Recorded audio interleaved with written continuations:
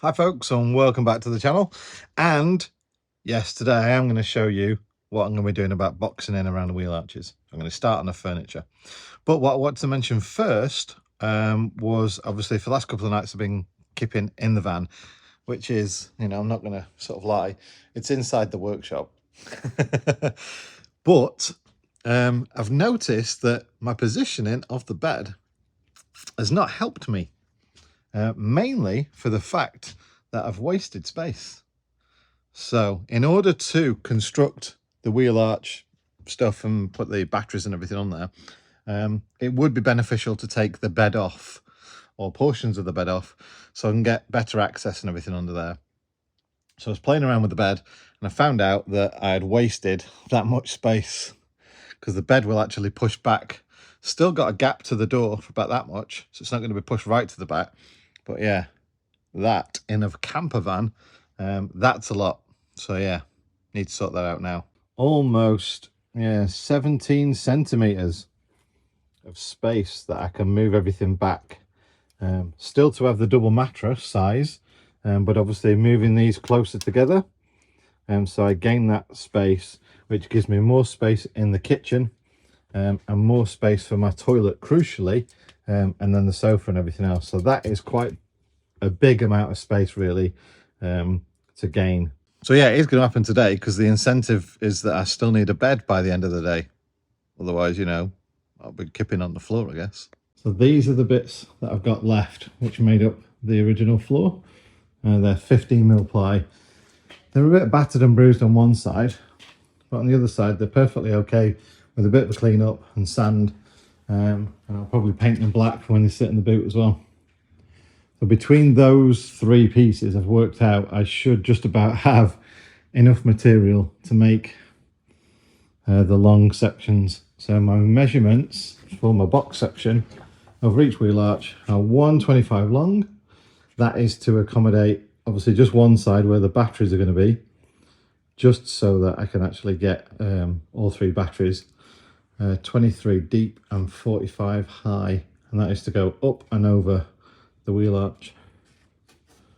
So I'm just going to play Jenga now, and out of these three, just for one side at the moment, just for that side there, box it in so it's nice and long, and then I can put the three batteries on the back of it, and then we'll sort the other bits out when we build that wall at the side.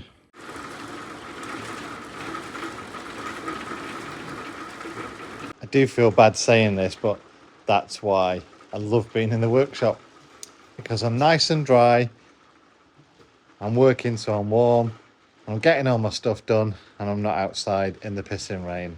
Well, this is a significant moment. I've never used a pocket jig before, and I'm hoping that that looks something like how you're supposed to do it. It's all clamped down, and yeah, we'll see how this turns out.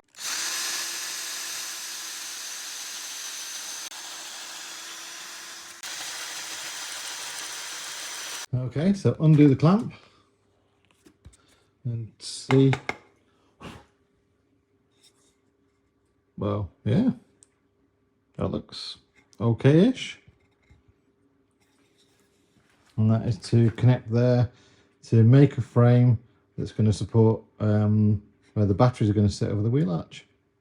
Cool! A few hours have passed.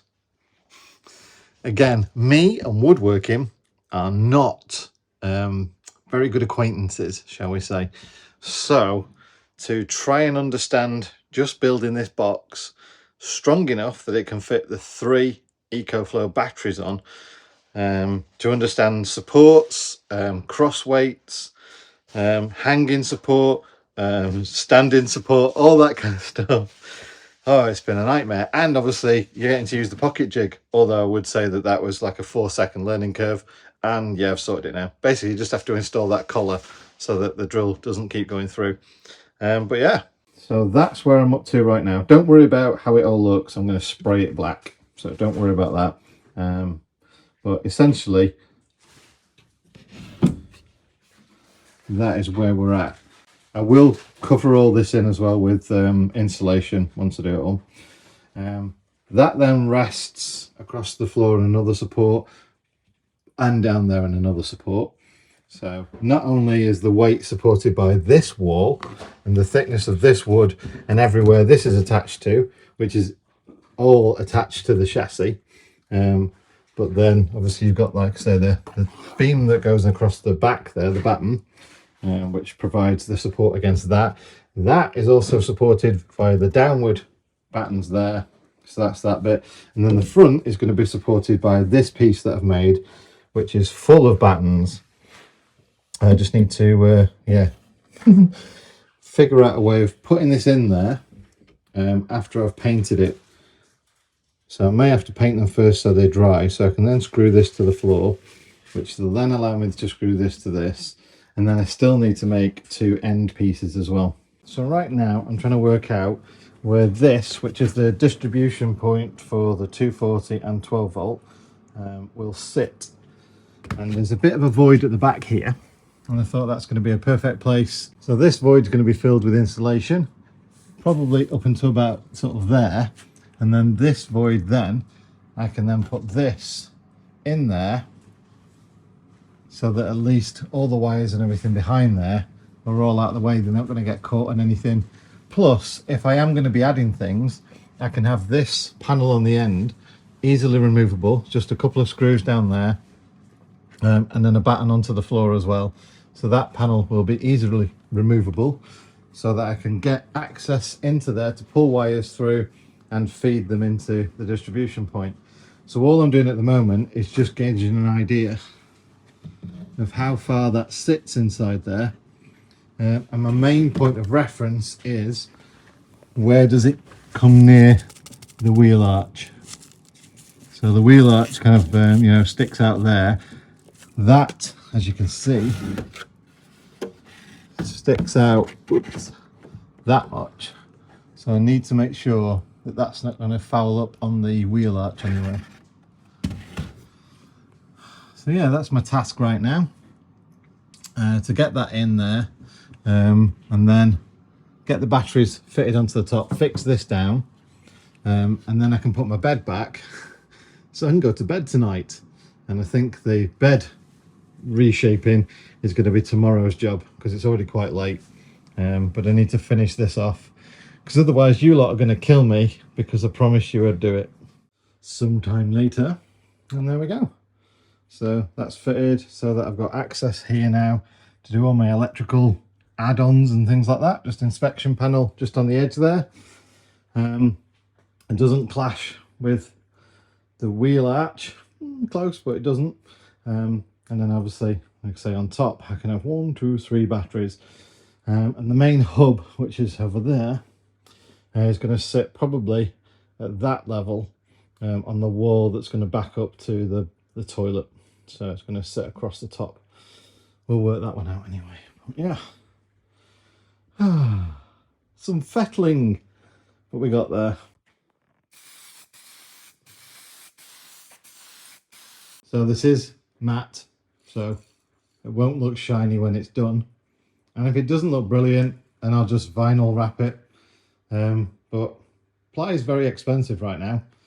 And, I'm trying to not waste things as well. So hopefully it'll come out all right. Hopefully it'll be acceptable. Yes, I could have spent hours sanding it down, but I'm trying to go for a certain look, I guess. So this is just a bit of trial and error. The smell of paint at 8 o'clock at night. Right, well, that's the top piece done as well, where the batteries are going to go. And that is obviously the front piece where the main distribution panel is going to go. I'm going to let them dry now, which is about 2 to 3 hours. Just remembered that obviously all the van's open, so I'm going to be smelling paint fumes tonight. I'll have to open the back door for an hour or something.